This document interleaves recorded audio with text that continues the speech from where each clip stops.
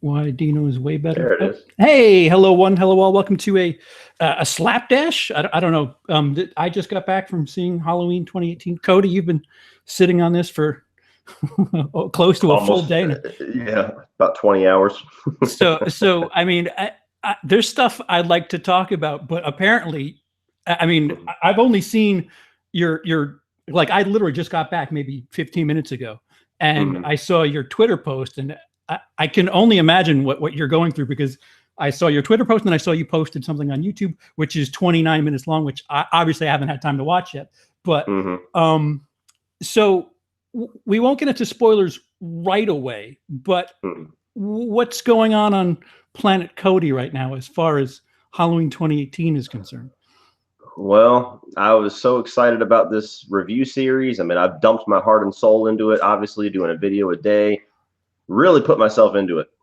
And then I get to the end here, and the treatment that I've gotten so far in just over an hour from Halloween fans over my positive yet critical review on the new Halloween, asterisk, positive, I still recommend the fucking movie. All the shit that I've gotten in just over an hour, I'm like, okay, well, I'm already done with this movie. I'm done with this. I just want to put it behind me. Whatever. We'll move on. We'll do fucking Hellraiser next. So it just sucks that we live in a day and age where unless you give something a 5 out of 5 and people are excited for it, it's like slapping a fucking target on your back. I'm the last person to really get worried about trolls and shit like that, but it just sucks when you dump so much time and energy into something to put your thoughts out there and people just can't handle opinions that aren't exactly like theirs. Yeah, and I would assume at least 25% of those people haven't even seen the movie yet, right? Like I'd say more than that. I mean, I posted the fucking review before the first showing of the movie to the general public was even done. So yeah, that was one of the questions I asked one of them. I was like, well, we're bickering back and forth. Here's a good question. Have you even seen the fucking movie yet? You're arguing tooth and nail about a movie that you saw the trailer for. Right, exactly. Like it's this strange thing where like you're rooting for something regardless of the quality of it. And like, I mean, as fans, shouldn't quality like be important too? Like why would you want something that everybody likes but sucks? Like what I don't understand the. Yeah, I mean, if you weren't allowed to criticize a franchise that you liked, then we would be getting Freddy's Dead for the past 20 years. Right, exactly. You know what I mean? Everybody's like, oh, it's a Freddy movie. It's awesome. Keep doing that. Yeah. You know what I mean? Yeah. I don't know. It is like there's a, I mean, the one thing that I can say about this movie, I mean, I don't know how recently, because I know you've been cramming your review series. I don't know how recently you've rewatched the Halloween movies. I've been watching them continuously for the past 3 weeks. Right. So I did them, in order, 78 to 09, and having that last 3 or 4 in the back of my head, and then watching this, it's just like, oh, okay, they're treating it with a certain amount of respect.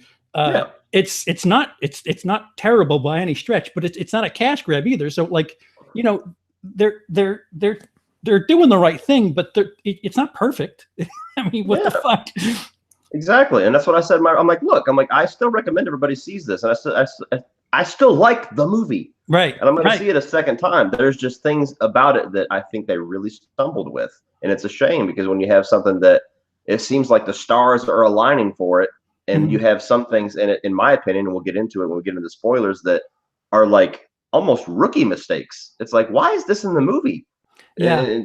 And those are the things that frustrate you, because the things that they do good in this movie, they do perfect. They do so good. And that makes the things that they screw up on much more frustrating. Sure. Like the opening was good. Like there's homages galore. I'm pretty sure I missed a bunch. I mean, there's stuff there's stuff in the middle, like 5 and 6 that I really tried to block it on my head. But like there's homages to just about every movie out there. It's almost like a like I don't want to say a fan film, but like it's a love letter to the franchise. And yeah, it's like you said. There's a lot of things done well, but there's just a couple of things where it's like, I mean, if I'm, you know, do you have anything non-spoilery? Because I'm trying to think if I can talk about anything without. Yeah, I mean, I think that Jamie Lee Curtis was damn good. Yes. I think that just like in H2O, say what you will about the movie, I think she justified bringing her back. And I was like, okay, cool. I'm cool with this version of Jamie Lee Curtis's Laurie Strode. It's different. It's similar, but it's different. I thought that Michael Myers was perfect. I thought that he was as close to the 1978 shape as you could pretty much get in this franchise, as far as the movements, as far as the way that he kind of killed at random, and just kind of like when he's walking down the street, he's just kind of looking and he's like, all right, I'll go fuck up that house. And you know, it's that randomness is what kind of I'm drawn to as far as the 1978 shape. I think that the camera work and the cinematography and stuff like that's really good in spots. I mean, it's a competently made movie. It's made by a filmmaker. It's not made by Joe Blow, you know, fucking accountant over there that they just put behind the camera. And it certainly does set up a good place to kick off from here. You know what I mean? Like it doesn't. It's not like a Halloween 5. You're like, what the fuck? Where are we gonna go with this? Like it's a sequel. It's like, okay, we're resetting the timeline. We're gonna do this. And even despite some of my grievances, if they come out with another one, I'm like, okay, I'll see it. So, and obviously it's going to make a shitload of money. Fans are really liking it. So even, you know, regardless of what me or even somebody that really dislikes the movie, if those are out there, it's still a movie that so far fans like. I do have my suspicions that when the hype and the excitement dies down, I think we're going to have a little bit of an H2O situation where everybody loves it when it's first there, and then after a while, people are kind of starting to split on it a little bit over time. But we'll see. Yeah, no, like I said, having the fuck, I'll even say the second half of Halloween movies fresh in my memory. It's I mean, it could just be fresh in my skull, but like it's better than most of that stuff. Like. And not even close, if only for filmmaking aspects. And you know, the Halloween series, and this probably comes back to rewatching it as well. The Halloween series, of the three, if there's one thing they do really well, is presentation. It's shot really nice. Like you said, the cinematography. There's the lighting in the bus scene where the bus is in the trailer, so like that's not really a spoiler. When they find the bus and the way that they have the headlights, and like it's the light and dark is just it's done really, really nicely. Lots of use of the colors towards the end with the police sirens and the red and competently made. It's certainly not Resurrection. That's for damn sure. It's not Halloween 5. That's for damn sure. That was one of the biggest questions I kept getting too. I gave the film like a 3.5 out of 5. Everybody's like, is it better than Resurrection? I'm like, clearly. All right. So I can't work myself around without at least slipping a spoiler. So I'm just going to go ahead and give a faint warning that we're getting into spoiler talk. It's in the title. So whatever. So the rumors are true. It takes place directly after, or not directly after one, but forget everything after one. That's the timeline we're in. Yes. Were you at all slightly surprised by that, Cody? No, that's actually what I wanted them to do. And that was one of my smaller disappointments with the film too, is I feel like the movie doesn't quite justify retconning everything. Because if you're going to retcon the entire franchise, 9 movies, I mean, the Rob Zombie ones don't really count because that's a retcon in itself. But like if you're going to retcon from 2 onwards, the movie still does the same things as those films. You know what I mean? Like it doesn't really, the whole thing with Laurie and Michael to me doesn't really feel any different now that they're not siblings. You know, it kind of feels exactly the same to me. I kind of, maybe that's expectations getting the better of me, but I was assuming that, you know, Laurie was going to be the one kind of fucking up the works a little bit. Like when they showed the scene whenever she's parked outside of Smith's Grove, whenever the bus started to come up, I swore she was going to be the one that accidentally breaks him out or some shit, and that's just trying to get him back the whole film or something. But oh, that would have been neat. Yeah, when she was getting all Yeah. drunk. Yeah, that would have been a nice little. Yeah. yeah, something there. But it felt like it made less sense to me how her and Michael kind of got pushed into this confrontation at the end. Like I could see her hunting him down, but him being drawn to her, the movie never quite made sense of that if they're not going to be siblings. And I'm one of the few people out there that I've never liked the sibling angle. I love the fact in the first film that he's random and he has no motive. There is no family ties. That's what I wanted them to get back to. And this movie tries to do that. It just doesn't really feel like it changed anything. Well, it was sort of random.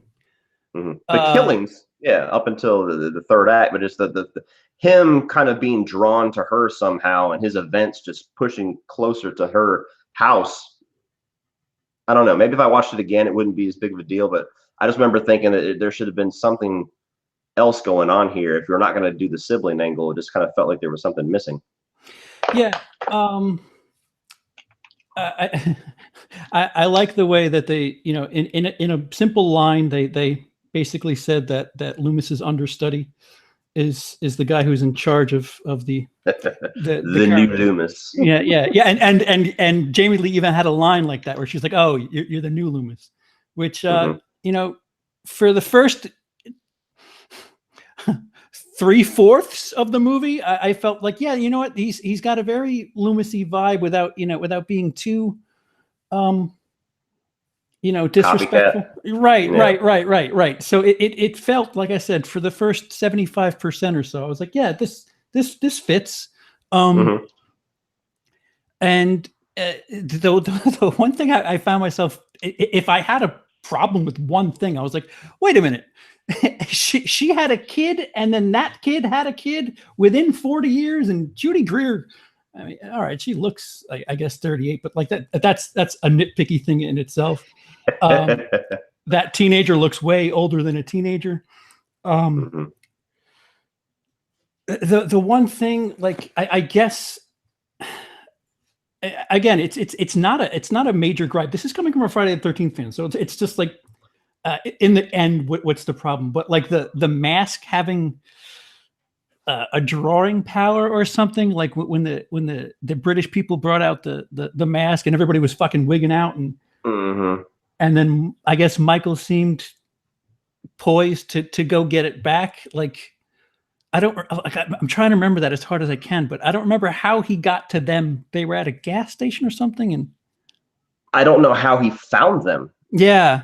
That was one of the things. Like it's one of those things where in horror movies sometimes you just got to go with the flow. But yeah, he stole a car, and I'm trying to remember too. I don't know if they crossed paths and it was just like, oh shit, that's them or something like that. But he was driving, and then he just pulled into the gas station the same as them, and yeah, then we get the scene in the trailer, and then he gets his mask. Yeah, he killed a bunch of birds with one stone because he got the jumpsuit at the very same gas station. Yeah, and he took care of the other two. I mean, they made it seem like the dude kind of maybe lived in the bathroom there, where he was kind of sort of not one of those gray areas for horror movies. If he shows up in the sequel, he lived, but if not, he's fucking dead. Right, right. Yeah, the chick definitely died. She got the good old feet dangling and the snappy noise.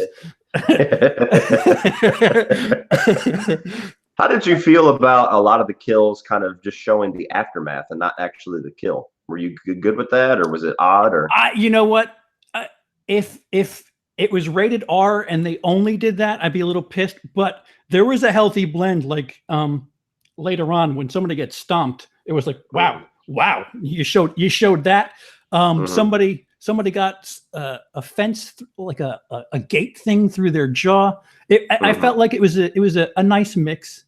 Yeah, I did too. I heard a couple of people complain about that, but I thought that the movie was purposely focusing more on the stalk and not so much the kill. Kind of going back to the John Carpenter approach, so I didn't mind it too much. Yeah. The one taboo in the movie is they didn't kill any animals, but fucking Michael took care of a kid in this movie. Oh yeah. Did you get nervous in the scene when he passed the baby crib? Yes. So did I. Yeah. Me and Holly were the only ones in our theater. As soon as he started walking towards the crib, like we gripped each other. It was like, oh, don't go there, don't go there. And then he just kind of looks and he's like, he moves on. I'm like, woo. Yeah. And the kid was crying too. He was just like, oh no. Yeah, I know. It's not going to end well. It's going to be the camera's going to pan. You're just going to hear a small snap. Oh man. So Lindsay puts an ellipsis in the chat. Lindsay, if you want to join us, just drop a line in the chat. I'll put you up. Hey guys, I don't care about spoilers. This is why I'm here. Read the spoilers a long time ago. All right, Wheel. Feeling pretty underwhelmed, says Bernie. Underwhelmed. Truly. Don't say that too loud. Yeah. Don't put up a review on YouTube. No shit. Loved it until the end. What the fuck? LOL. Yeah, we'll get into that. Yeah, we're still in the first act a little bit. Going back to the homages thing, did you notice that classroom that the granddaughter was in was the fucking classroom? If it wasn't the classroom, they made it look pretty damn close. Yeah. And with Lori across the street, that was pretty impressive. I kind of geeked out about that. Not that it's that's one thing that I did put as a pretty high positive too, because I'm usually the first person to get annoyed by too much fan service because sometimes it just doesn't fit. It takes me out of the movie. Mm-hmm. This movie nailed it. Yeah, it made it make sense. It kind of did like a mirror image of the 1978. Like anything that happens that's a callback, it was Michael in the first one and it's Lori in this one. Like when she falls over the balcony and he looks and she's gone, like stuff like that. I was like, oh, that's cool. And she got the musical cue too when she fell over and then he looked and she was gone. Same musical cue for her this time. I was like, and when she came out of that closet, whenever her face came up, and it was faster, but it was similar to that, the famous closet darkness scene in the 78 one where they had the little 1-watt bulb and it just kind of yeah. So he gets his outfit, he gets the mask. Then he's heading back. I'm trying to go through it in my head. Pretty much right after that is when they find the sheriff comes to the gas station, Lori comes there, and then immediately after that, because he kind of knows Michael Myers is back, it immediately cuts to Halloween night, and he's in the street, and then it goes to that long sequence that the trailer showed, where he's just walking into random houses, taking care of business. Yeah, so the first kill that's on that second trailer. Where it's a long fucking one shot of him going to the garage and then in the kitchen. That kill was, it's just, all right, I got to get a knife. Fuck this hammer. And then the next house he goes to, I don't know if you paid attention to the phone call that the woman was on beforehand, but she seemed concerned about something. Like, I don't know, like if that was supposed to be on purpose or like if we were supposed to give a shit about what was going on at her house. But, I don't know. I didn't even pay attention to that. I was watching him. Yeah, so yeah. She might as well have been the fucking voice on the Peanuts card. He's just kind of behind us. Yeah. His reflection's in the window, and then you see his shadow in the driveway, and then he's in the house. Thank God you locked the back door, huh? Yeah, no shit. Mr. Elrod. And from then, it's pretty much a bunch of it kind of goes back and forth from him and Lori pretty much just getting in her daughter's ass about how easy she could get into her house. Yeah. Like she just comes downstairs. It would have been hilarious. Like this would never happen, but like she trains her daughter for years about how to defend herself. And then she jumps down the stairs and goes bang. And she just like shot her. So shit like that. I see. I thought like, because, well, we're jumping back and forth, but at the end, when the granddaughter was nowhere to be seen, when that fight started happening, I'm like, oh, don't tell me that Judy Greer is going to shoot her daughter by accident. That would have been. I thought that too. I was thinking that this movie was going to have something in store for us for the end, because I remember the whole reshoot thing about people hating the ending. I'm like, well, they had to do something different, so I was waiting for something, but we'll get there. Yeah. So they like you said, they mirrored 78 quite well, right down to the two girls and the guy. Walking like, it was 3 girls in 78. It's a very similar setup with the babysitting and dating and banging and drugs, all that good shit. Yeah. See, so one of them was babysitting, and that's the infamous the closet scene. Mhm. How did you feel about the kid being a little funny? There was moments where I thought it was funny. What I Mhm. didn't like was while the scene was going on, after the closet door was opened, and all of a sudden we're supposed to be shitting our pants, they still kept going with the jokes. Yeah, And that's one of the problems I have with the movie was there's a couple of scenes like that where you're supposed to feel tense on the edge of your seat. It's supposed to be, revving up the engine, and they throw in humor, and it just doesn't feel like it should be there. It feels like you should let the scene be tense. And you know what I mean? You throw humor in there and it just kind of throws the tone off. yeah. So I The thought it was funny whenever he was like, "Oh shit," and he just kind of ran off. That was a momentary joke. I'm like, "Oh, it's kind of funny," but then they kept going with it, and he runs downstairs. He's still cracking jokes. I don't know. yeah, It was and he said, "I'll go get help," and then he just blazes past the other teenagers. It's like, yeah. all right. I mean, I get you snapping back at her before all this shit, but why say I'm going to go get help? And it's just strange. Uh, Yeah. was There's that some strange writing decisions in this, and I don't know. I don't know how much of the script is David Gordon Green and how much of the script is Danny McBride. I don't even know if Danny There's a McBride is third written. name too. There was somebody else listed in the. Oh, really? Yeah, I don't know if Danny McBride has written scripts before. I'm not sure. I haven't really researched the guy, Mhm. but there are. It feels like something that I should have been afraid of with the names attached. That the humor would be thrown in there. And I mean, these are the guys that made Pineapple Express and Your Highness and stuff like that. So I was kind of like, you can't pick it up from the trailer or anything like that. I was like, no, it looks like they're going full serious. But there's times when the movie decides to shift and they kind of go back to their wheelhouse, and it feels like they shouldn't have, in my opinion. Right. Yeah. There like I'm glad they didn't harp on it too much. There was a meta moment where they were talking about, when like the follow up to that, that's just a story about my grandmother. The follow up after that scene, uh, the guy that's walking with them says something like, I don't know what the big deal is. It's just one guy killing a bunch of people. It's not like what the other stuff that's going on. It was a nice little, what you guys are making a big deal about, a slasher. Meanwhile, Mm-hmm. there's crazier shit going on in the world. It was nice. Like, it was a nice way to say, perhaps this is dated, but we recognize that, and this is all we're going to say about that. And they Mm-hmm. never touched on it again. It was just like, okay, that's meta without being obnoxious about it. Yeah, I agree. I didn't think about that until you said it. But I remember when the scene was going on, I was like, "Don't dwell on this," and then they Yes. moved on. Yes, exactly. Like, all right, we recognize this may be a little, over past our prime, but here we'll let you know that's all you're getting from us. Yeah. And it's like you said, it was just like, oh, please don't harp on this. Don't make this a thing. And it was just I guess a throwaway line. I don't know. Mm-hmm. So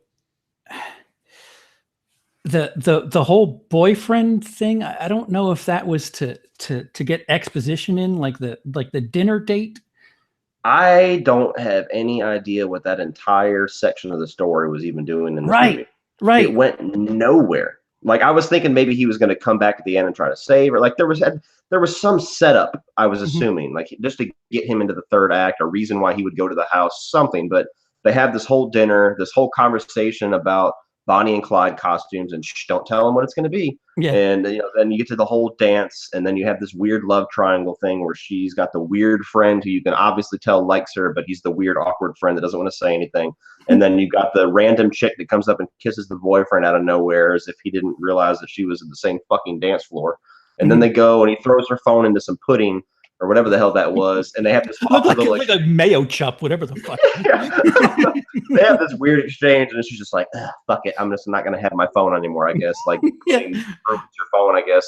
So that whole weird thing, just to get her to leave the party or the dance, I guess. I don't know. A lot of times when this movie cuts away from Jamie Lee Curtis, I wanted it to just cut back. I was like, "Don't, why? No, I don't like this. Go back to Jamie Lee Mm, Curtis." Like, mm. she was clearly supposed to be the focus. She was definitely the most interesting part of the movie as far as character goes. So when they cut away for stuff like that ends up amounting to nothing, it's just very weird writing decisions. Yeah. Yeah. And yeah. And then the like the granddaughter leaves the party or the prom, whatever the fuck. I've never heard of a dance on Halloween, but Yeah. I don't know. Then see, Emily thought that he was the token gay best friend, and I was like, I don't think so. And then sure enough, he comes out as the I've always loved you, and whatever the fuck that dialogue was, and then of course, and then when he falls down too, is it just me, or did they try way too hard to make that scene funny? And he's just going on and on, and just keeps talking and talking and talking. I'm like, cut. Go to Michael. Like they kept dragging out. It's like when somebody's telling a joke and nobody's laughing, so they start adding story to it to make it funny. Yeah, it's there was maybe 2 or 3 lines too many where it was just like it's not that they were literal lines, but it was just like, I don't need you. I'm an independent woman. Like it was just like, all right, he's weak, he's on the ground, and she's moving on. Like, all right, just cut. You good? Yeah, I'm good. Water went down the wrong hole. Where like I like the scene that followed that up. Goddamn. I like the scene after that with the floodlights. Yeah. But yeah, that's one of those humorous scenes to me that just it feels off. Yeah, that was a bit of a wink to part 5, right? The backyard thing. I'm trying to remember the backyard in part 5. I don't know. I don't know if that was a wink and a nod or not. I just like I like the way they utilized Michael's teleportation shadow shit, with the floodlights. The movement, the motion sensor lights. the second time they went up, Emily goes, "That's not how they work." I'm like, just shut up and enjoy the ride. That's not how they work. Somebody's moving. That's awesome. She just gave me a dirty look. Well, you did say it. I'm not a liar. Yeah. But yeah, no, it was a good, like, there wasn't really, I don't know if there was jump scares, but it didn't feel like it. I mean, I guess the dumb closet thing that they ruined in the trailer, but. Well, there was the jump scare in the floodlight scene. Whenever the floodlights came on and he was already mid-stab, that was a jump scare. Whenever Lori, in a sequence I really like, whenever she's looking at all those dummies, and then all of a sudden just kind of keep going over. That was kind of it's jump scare-ish, but they're jump scares done well. It's not like, the cheap shit that we've come to know. Bait and switch type shit. Yeah, it's a fucking cat. Wheel, you haven't seen it yet. He says, I'm going to watch it when it comes to my town to support it, of course. All right, well, by all means. It's going to get worse and worse as you keep listening. Lindsay says it was cringeworthy. I'm assuming she's talking about the third wheel guy. Could have been cut out for sure. It just had to be a random person. Well, if Lindsay has some criticisms, then I'm going to have to love the movie because I can't have the same opinion. No, at least somebody will have my back on the internet because I know Lindsay's going to get a review out tonight.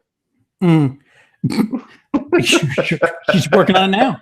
Yeah. Why didn't he kill the Loomis replacement when the bus crashed?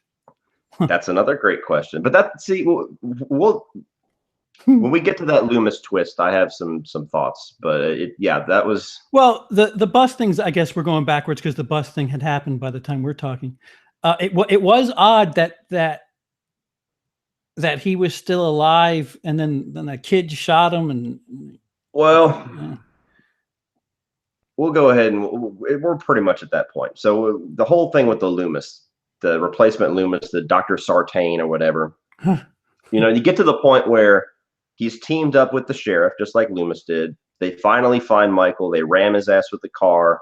He's going to get up, but Will Patton is about ready to fucking shoot him in the head. I think he said he's about ready to point blank his ass. And then out of absolutely fucking nowhere, new Loomis pulls out a little spork or some shit and stabs him in the throat. Yes, a scalpel or some shit. Yeah, reveals that he is trying to see Michael doing his business to try to kind of study him out in the wild. You know what I mean? Study him in his natural environment. Yeah. I don't see anybody, even if you kind of get on board with it afterwards, I don't see anybody seeing that scene and not turning to the person next to him and going, "What the fuck is this? Like, what's That's going on?" literally what I did. Like literally, I'm like, yeah, I was like, "What the fuck is going on here?" I had no idea where they were going to go with it, and then they throw it away minutes later because he just stomps his fucking head in. So it's like, well, that was kind of pointless. yeah, But the only thing that I feel like somebody wrote that in, since we were talking about the bus crash, somebody wrote that in as a way to cover up logic issues on how the bus crashed, because now you go back and you think, okay, well, that's why he let them bring the mask in the first place, which is a weird question I had. Like, why would they let them come in and stir all the inmates up? He wanted to see if Michael would react, so he let them bring the mask in, and he refused to let anybody, or he demanded that he would be on the bus with Michael when they were transporting, because he was gonna cause the bus crash to get him out. So these tiny little small little logic holes that would have been there without that character, that are in any slasher movie, where you're like, well, it's kind of like in my review I say it's kind of like in part 4 when the movie starts and you're like, why are they keeping Michael alive for 10 years hooked to IVs and shit? Why wouldn't they just let him die? Like small little things that normally you just kind of skate past for the love of the movie. They invent this character and this weird twist to justify it. Like, that's why he let them have the mask in, and that's why the bus crashed, because he orchestrated it, so it makes sense. But you had to do this weird fucking twist out of nowhere to justify that, and it's weird. It's just one of those. There's a couple of things in this movie that I feel you could remove completely, and the movie would have went on just fine without it. And he's one of them. yeah. I guess like if you want me to buy into that, like I have further questions. Like, all right, so how long has this guy been the doctor, and what he's just been sitting on this urge for years, decades, 10 years or some shit. Yeah. And was he actually working under Dr. Loomis? Because that makes me think Dr. Loomis would have fucking saw through that shit. You know what I mean? Dr. Loomis is going to be the guy who studies evil for his entire life and dedicates his life to containing evil. And the one guy that he chooses to have as an apprentice is fucking evil. It didn't make sense to me. It didn't gel. Yeah. Like, it's just that angle where I'm just like, man, that's really fucking cockeyed. Other than that little doctor thing, I'm fine with the movie. I'm absolutely fine with it. But like then he stabs the sheriff. And then puts the mask on, and that was the part where it went way too far. I was like, this is weird. Like, it's going, yeah. I didn't know what was going on. I said, is he going to be the new Michael now? And Michael's going to fuck him up for touching his mask. But then he just gets in the car and throws it in the back seat. And I'm like, what the fuck? Just everything they did with the character. I'm like, where's this going? And then he stomps his head in. I'm like, oh, it's going nowhere. Yeah. He props Michael up in the back seat. I don't know why the back seat, because I mean, he likes him so much. Why not sit him in front with you? I never understood the whole putting him in the back with the granddaughter and then the mask. And well, I guess that's how you get Michael to just. Oh, I'm sorry. I have to rewind because I thought of this really quickly. I'm sorry, because I wanted to bring this up before we were talking about it. The trucker and his son, the people that end up finding the bus. Oh God. They were having a discussion. Tell me you did not think cow. I did. I was like, I know they're playing a lot of homage in this, but I don't know if they have the balls to quite go there. But dude, even that whole exchange was a really weird section of dialogue. It just felt the kid was arguing about dancing or something like that. Yeah, he wanted him to go hunting, and the kid's like, no, I got dance class, I can't do it, or something like that. And he's like, you really like this dance and stuff? Yeah, Dad, I like this dance and stuff. And it felt like it didn't belong. Like it's hard to put your finger or really phrase it the way that I want to phrase it. But there's multiple lines of dialogue in this movie that feel like they're from a different movie. It just doesn't really flow. It's almost like a brick in the face sometimes. Like there's one line of dialogue from Judy Greer that I cringed. Like the scene whenever she comes and she's like, you don't have any security. What the hell is going on? And she's like, Mom, I'm done with you. The world's not all evil and dark. The world is full of love and happiness. And when she said that, I was like, is this real? Yeah. Like, it hit me. That's the second time this year she's had a douche chilly line in a movie. In 1517 to Paris, she's like, you can have your math. I have my lord. It was just like, oh, Judy Yeah, Greer's and I don't, delivery of shitty lines this year. yeah, I don't know if it's her delivery or the lines or both of them together. I've never really been a huge fan of her, period. So I was Yeah. always kind of skeptical when I heard her cast. I was like, why her? But but yeah, that she's got a couple spots where she just doesn't really sell it. And they kind of they bring her full circle to a degree in the third act where I'm like, okay, I'm kind of okay with her now. Mm-hmm. But up to that point, I don't know if it's just her or the way they wrote her, but she was a character I wasn't really all that invested in or really enjoyed that much. Like I actually enjoyed the granddaughter. I was like, okay, assume, and this isn't really even. I know we're talking spoilers, but this isn't even really getting into the ending of the movie. But I assumed even before I saw the movie that they were probably going to set up the granddaughter to be our Laurie of future films in some way. And so throughout the movie, when we were kind of getting to know her, I was like, I'm okay with her. Like I can follow her for another movie or two. Judy Greer, on the other hand, I was like, that bitch better die in third act because I don't like it.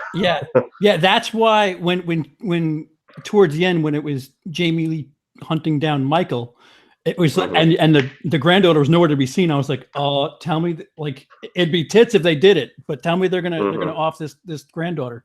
But it didn't happen. But you know, there's that. Yeah.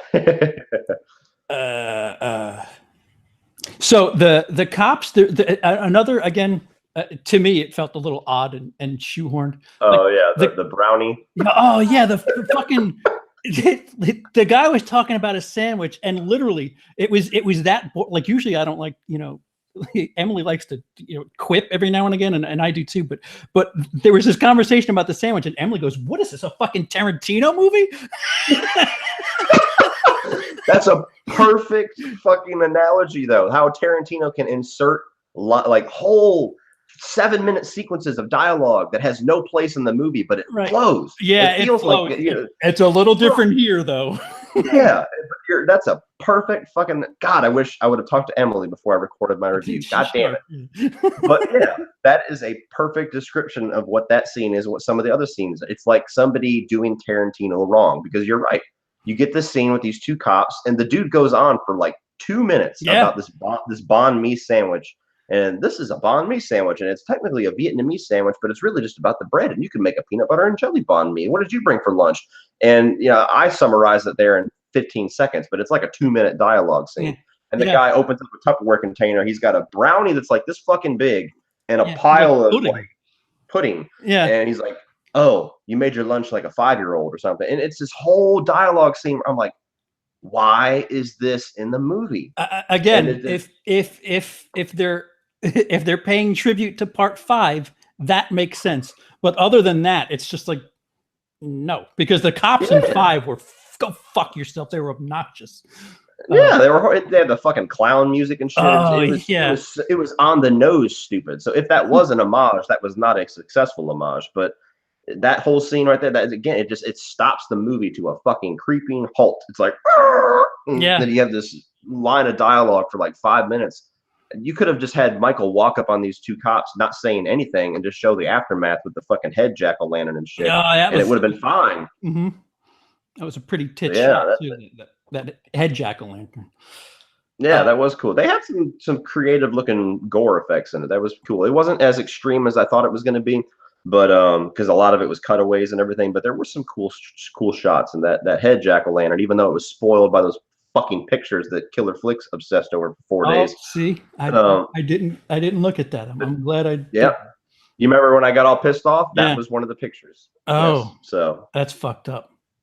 Yeah, that's a good kill. So yeah, I wouldn't like that ruined. That's.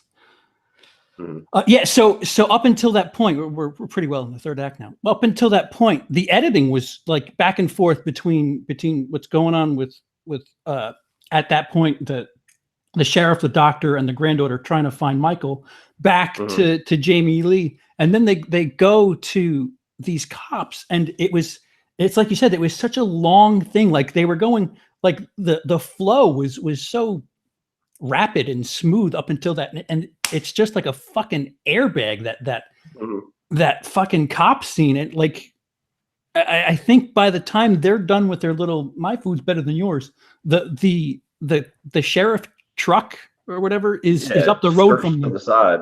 Yeah. Yeah. And then of course the doctor is yeah. Oh, he gets kicked, and that's how he steers the truck, right? He gets stomped into the steering wheel, and that's why he drives it. Right? Am I Yeah. misremembering? No. From what I understand, that's kind of how they were justifying how they end up in the same spot. Was the doctor was going to drive Michael to Jamie Lee Curtis because that's what he wanted to do, is create this confrontation. But it happens really quick. It's almost like they were down the street from the fucking house anyway. Yeah. So it's yeah. But he starts driving. Michael regains consciousness, puts the mask back on, stomps the shit out of him. The fucking car goes sideways, stomps the dude's head in, and then the cops end up. The car ends up at Jamie Lee's house with the head jack-o'-lantern. And then the fucking character that we didn't even talk about, I'm curious on your thoughts on Judy Greer's husband. Again, I don't know what he was doing in the movie. Like when he's making the mouse traps, he's like, "Oh man, I got cheese in my pants," and then walks away. Yeah. Didn't he say his penis or something like that? I thought I heard that. I got peanut butter on my penis. I thought he said penis. I thought he said penis, and I was like, that is really bad. That was like the first line of dialogue that I was like, what? And then he said pants later on. I was like, maybe I misheard it. So maybe he did say penis. I convinced myself that he said. I convinced myself it wasn't penis because pants wasn't as bad. But maybe that was a tribute to Rob Zombie. Maybe. Maybe. But yeah, anytime he opened his mouth, I was like, this guy, man, I don't know about him. I think he could have made Judy Greer a single mom, and it would have been better. But he goes outside, and Michael kills his ass.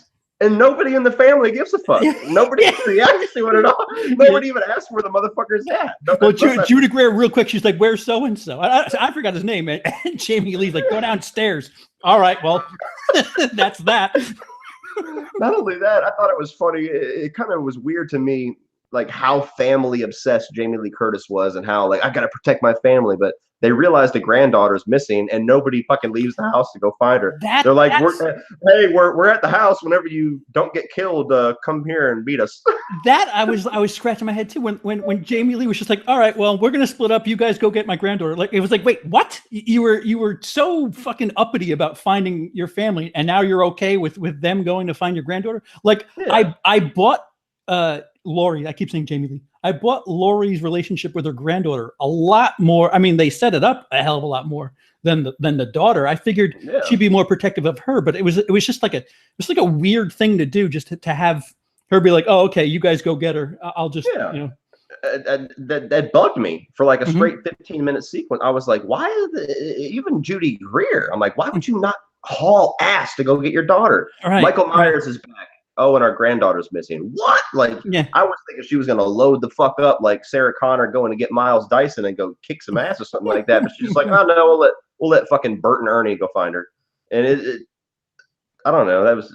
Those are the things that I could say would be nitpicky. I didn't put them in my review, but now that we're talking about it, when I talk about my spoiler review, those are things that are going to come up. That there's little tiny moments throughout the film that kept bumping me back on the flow. Like I'd be like, okay, there's something that bothered me, and then I'd start getting into the movie again, and then something weird would happen. And it's like I could never quite get into full speed with the movie because just little tiny weird shit sprinkled throughout kept stopping me. So yeah, the father, whatever his name is, he gets it, and then Jamie Lee ready to go full fucking Terminator. While the granddaughter is still running around through the woods, which again, I felt like it was a nice little, well, I guess it was misdirection on my behalf, but I thought like they were leaving her out there either because there was two different times I thought two different things where I thought either she was going to come back and get fucked up accidentally, or when Jamie Lee and Judy Greer were downstairs, I thought Michael would go outside or hear something and then go get her, and that didn't happen. But there was two things I thought they were going to do with the granddaughter that they didn't. Yeah. But somebody brought up in the chat that the switch for the trap door, whatever the fuck cabinet thing, was always in the same spot in the kitchen. I didn't pay enough attention. Yeah, I did think that was weird that there was like a remote, but they would like leave it on the counter there. Like, why not bring that with you downstairs if you're trying to lock yourself? It's neither here nor there, because he ended up just fucking barreling the thing over anyway. But yeah, exactly. Great design.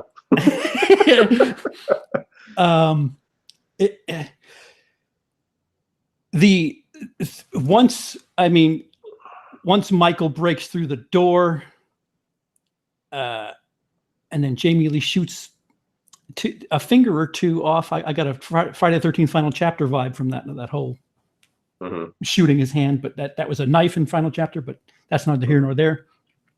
The roles were reversed, and I kind of dug it. But at the same time, when she gets upstairs, why does she have a fucking mannequin room in her house?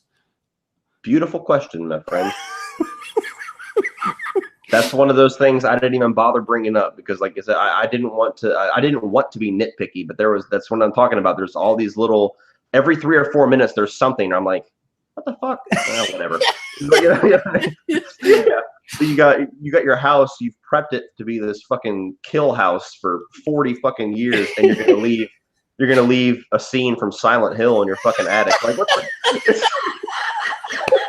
it made for a great scene. Like, when she's looking for Michael, and it kept showing the closet, and then another like throwback. I was like, oh, she's gonna bust through the closet on his ass this time. So like it was cool, like little 78 vibes. But yeah, whenever it was a cool scene, especially knowing that this motherfucker's somewhere in here. We just gotta find him, and he's gonna be in the shadows and everything. But yeah, yeah, exactly. A little bit of a logic issue there. Yeah, yeah. Who did mannequins in my?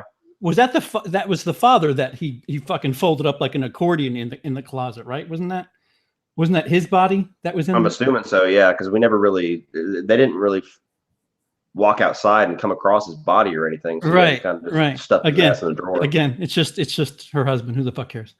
Yeah, that guy. Yeah, dad. But yeah, like you knew it was coming because they had all the mannequins. See, I felt like in the woods when the granddaughter comes across all the shot mannequins, that Jamie Lee's testing ground, or whatever the fuck you want to call it, and like some really weird, like they were doing like some hallucination type shit when the granddaughter found all the masks and were like zooming in like she was fucking gonna go bonkers. I felt like that was a nice little opportunity, but they just her finding it, that's all there is to it. And then of course in the house, in the mannequin room, Michael's just chilling out behind one of them for 3-4 minutes while Jamie Lee goes to the closet, walks back, and then checks again, and then finally pops out. And I'm forgetting, do they stab one another, or like how does she go over the? I think he kind of throws her out, but I don't remember. That was something that it wasn't necessarily an issue that I had, but it was something that kind of raised a couple of hairs for me. Where it felt like Jamie Lee didn't get damaged hardly at all in this third act, and she just fucked up Michael left and right. I don't know how I feel about that. You know what I mean? Yeah. Like, I don't know how the logic there that he's like decimates everybody, ripping jaws off, throwing people through fucking doors and shit like that effortlessly, but a 60, 70-year-old woman, however old she's supposed to be, just takes him to fucking town the whole third act. Yeah. So, well, she's been preparing for this, so. Yeah, I know. Yeah, like I said, it wasn't really an issue, but it was something I was kind of like, you think that she would at least get stabbed once or something like that, or fucking lose a hand, or I thought she got something like stabbed in the arm or something. She might have. I don't know. It's a quick third act, so it's hard to remember every detail. But I remember her getting thrown off the balcony. That's when you get that great callback to '78 when, and I knew it was going to happen too. As soon as he looked over, I was like, "Oh, she's gonna be gone." And then as soon as he looks down, and she's gone, and gets a little musical cue, and then he's like, "That bitch." Lindsay's saying that he stabbed her at the end. Okay. Her and Judy are holding the stab wound. Oh, okay. Yeah. You're right. Yeah. So. Fuck me. You're right. There's that, and at that point, the granddaughter comes in, and fuck, how does she get? What does she get downstairs? I know she's like mom, grandma, whatever, and she kept calling Lori grandmother, and I never understood like why always grandmother? Such a weird thing. On the cell phone it said grandmother. Like, yeah, again, minuscule nonsense. Just yeah, exactly. Weird choice. Grandmother. Yep. Norman Bates shit. Yeah. So Jamie Lee's disappeared. Michael's heading back downstairs, but the granddaughter, I forget how the fuck. Basically, at some point, she ends up in the panic room with her mom, and then they close it off. And I think Jamie Lee tells them to close it off or whatever, and she's still out there with Michael. And then that's when Michael tries ripping the fucking thing off, and Judy Greer starts playing like she can't do it. And it fooled me because she's like, I can't do it. I'm like, you bitch, pull the fucking trigger. And then she's like, gotcha. I was like, that was pretty cool. Yeah, that was the one moment. That was the moment when I was like, all right, maybe I like your character a little bit. But that was kind of cool. Then she shot him in the fucking shoulder too, for the record, which was or the neck. Like it wasn't a headshot. That's for certain. He got shot in the shoulder a couple of times because even Jamie Lee hit his ass once or twice in the shoulder. Mm-hmm. And it's like, damn. Like, but yeah. Then we're pretty much full on into that whole thing, and then they finally knock his ass into the panic room. How did you feel about the ending of the movie? So it's not a cage, it's a trap. I kind of winced at that line, but neither here nor there. It felt awfully, hey, here's Halloween 2 again, but just a little bit different. We're not going to shoot him in the eyes. We're gonna set him on fire, as well as the rest of the house. Like it felt like, I don't know if you noticed this, but they never showed his body. Yeah. I'm pretty sure on purpose because they're going to make a shit ton of money. The vibe I got was, oh, so you're just doing Halloween 2 all over again, but just a little different. I got the same exact vibes, and I actually hated the ending. That was really? it kind of sealed the deal for me. Like all the little bitter pills that I swallowed throughout the movie, the ending genuinely pissed me off. And it was because of how sudden it was. Because it feels like there's going to be another 5 minutes or so, and they're going to give the classic Friday the 13th thing where they show a little, maybe he's still alive kind of thing, which I would have been fine with. I mean, we're slasher fans. We know the motherfucker's not dead. Yeah. Even if you're not a slasher fan, you know the motherfucker's not dead. Why bullshit like you're going to kill Michael Myers? I thought it was pointless. I thought, like you said, retconning everything to do the same shit again is where I was talking about earlier. It's like, okay, well, we're at the same exact spot we were in 1981. Right. It was cool visually to see him standing there with the flames just staring at her. Mm-hmm. But once the fire takes everything, I'm like, okay. And then the three women victorious over the man, it felt very 2018 Me Too-ish. Oh, dude. And how they all had to get a shot in. And it was just like, all right. Yes, exactly. We get it. Yeah, it felt very Me Too-ish. Mm-hmm. And then the movie just fucking ends suddenly. As soon as the word Halloween came up, I was like, you gotta be fucking kidding me. Mm-hmm. Like I turned on, I was like, that cannot be the fucking ending. I actually thought there might be a post-credit sequence. Mm-hmm. Mm-hmm. Like I was like, that can't be the final shot. It's so sudden. And I'm like, that's it? Like it's 2018. This is the 11th fucking Halloween movie, and you're gonna tell me that you're just gonna do the same old thing of, well, we killed him this time. Like it bugged the shit out of me. And maybe that's expectations. Yeah, it was closure without being closure. It was like fucking chicken shit closure, because I thought maybe Jamie Lee's gonna die, because I mean, fuck, they set it up like she's got her lineage, pass on the torch, whatever. Yeah. I would have respected that. Like again, I mean, shit, they've killed Jamie Lee how many times? Or Michael, but like you expect one or the other to die, and then when it neither really happens in any fashion, it was just like, well, really? yeah, there's like no punch, there's no finality. It's just like, see you next time.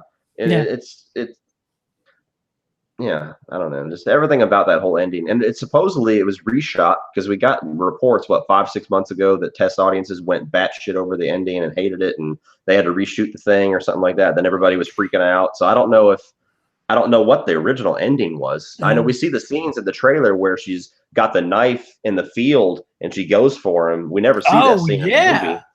We never see that scene in the movie. So I don't know if maybe that's what happened and he kills her and people got pissed off at that. I have no idea.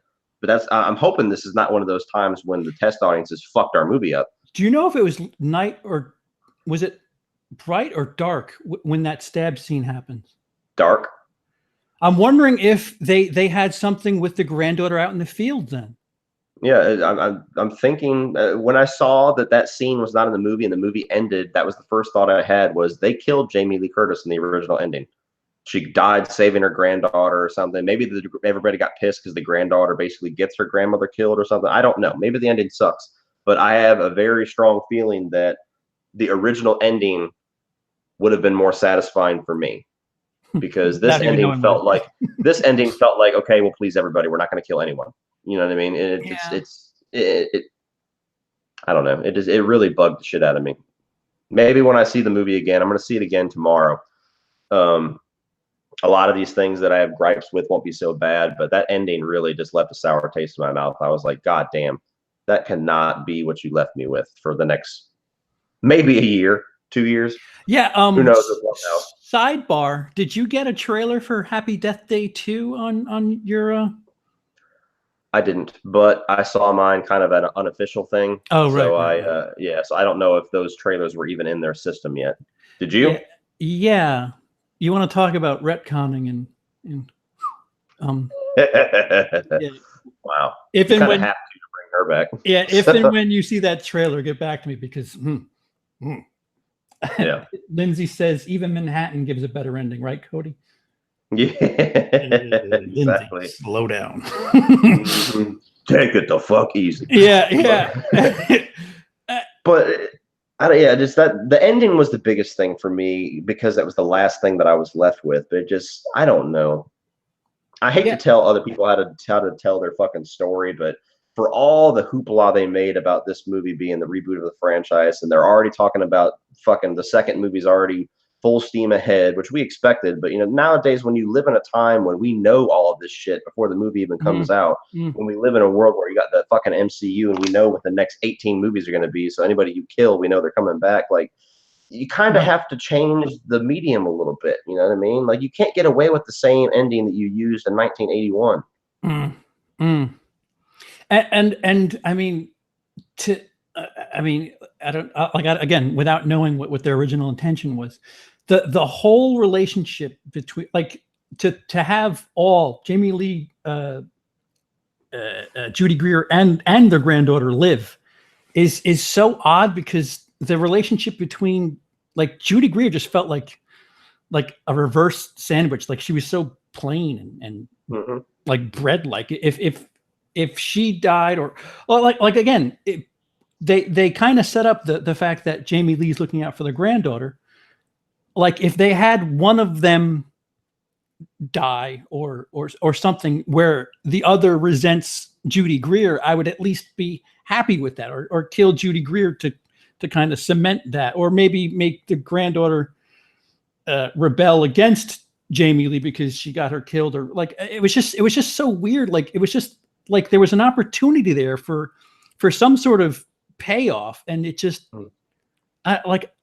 I don't know why make the relationships like that without really paying it off or doing something that would really take the characters further, especially if there's gonna be another one. Like I kind of, it's not just because I dislike the character for most of the movie, but I almost wish they would have went the angle of maybe Judy Greer getting killed. And then maybe have the same exact ending, except Judy Greer gets killed before they lock his ass up and set him on fire or something like that. Right. And now you have the setup where now Jamie Lee can train her granddaughter. or something. You know what I mean? Yeah, yeah. You know what? That's a hell of an idea. Like, because she had that trapped, like the fucking spikes or whatever that went through the hole in the floor. Like, because they were, Michael Myers was what he was grasping at the granddaughter, I think. Maybe have a thing where Judy Greer fights him off, and then accidentally gets locked in. Right, and she gets stuck down there with him, and she's like, "Mom, don't worry about it. Just fucking do whatever you got to do." Yeah. That would have had a hell of a lot of punch to it. And right. It would have been ballsy enough and would have had enough impact where I would have walked away with a better feeling as the last emotion I walk out of the movie with. And I probably would have gave the movie a little bit higher score. Be like, yeah, there's some problems, but you know what? It ends in a good spot. I'm curious where they're going to go with it. It just ends so vanilla. It ends so, it just fizzles. And I'm like, what the fuck? It's like, hey, remember Halloween 2? Okay. Because here it is again. Yeah, exactly. And it's just, I don't know. It just left such a bitter fucking taste in my mouth. And the fact that we can sit here and just off the top of our heads come up with something better in less than a couple of minutes, it just kind of feels like, why? Like, why did we have just such an ending? And it's not, not to take anything away from what they did, because they set something, like it seemed like they set something up, like they were going for something, but like, why come to that conclusion? Like why have the Judy Greer portion of the story be so worthless and she was just a cunty, for lack of a better word. And the husband was inconsequential. Why have that weird story where kind of Jamie Lee's going around her and telling the granddaughter to go to, what the fuck she said, go to Brazil or fucking Spain or some shit with the $3,000. Like, they were grooming us for, all right, look, this is the relationship to be concerned with. And then like at the end, it was just like, oh, all three of us are happy again. It was just like, what? Why? Yeah, and that's one of those things where there's a couple of things that they do in the movie like that, like the boyfriend thing at the prom or the Halloween party. There's things they set up that just feels like they didn't follow through with a lot of things. The doctor, they set it up and then they just fucking throw it away 2 minutes later. The whole thing with the relationship between the three women, and they just kind of end on wrapping a nice little bow on it. Okay, see you in 2 years, and it just, I don't know. Yeah, that's one of the biggest things of the movie for me is that ending. If the ending just would have really landed with a punch, I would have walked out happier. And that last emotion is hard. When you walk into a movie where you're kind of mixed on certain things and the ending just throws you fucking sour, it just colors your whole response. Yeah. And when she's down there right before she grabs the gun and she sees her initials carved in there, I'm like, I don't fucking care. Like you didn't set this up at all. I don't care about what her favorite gun. What am I supposed to think? Like, oh, this is the one that she really enjoyed. For the whole movie, you're telling her she fucking hated, the things that she was put through. So like, what? There's no emotion behind that link between her and the gun. Like, what do you? I don't give a fuck. Like, ooh, it's her trusty gun. Fucking memories coming back to you. I thought Judy was going to die 200% and disappointed that all the build-up led to nothing. Yeah, like kill somebody. Fuck. A little misdirection or something. Like fucking. I was so prepared. For. I thought Jamie Lee to die because like the way they were pressing this, the way, and she got an executive producer credit. I'm like, oh, she's making money off this. She's out. I figured because all the what was it? The Entertainment Weekly picture where she's kissing herself. Yeah. Like I'm like, oh yeah, she's kissing her goodbye. Like this is her swan song here. Yeah, that's what makes me think the original ending was, because the whole fucking narrative was this is her swan song. This is her proper death since we fucked it up before. And even Lee, the biggest fucking Halloween fan that we know, he wanted her eviscerated by the end of this movie. He said it numerous times. Right. And you get at the end of it, and now I'm just worried about, like, they've already said that they're moving on with the second one.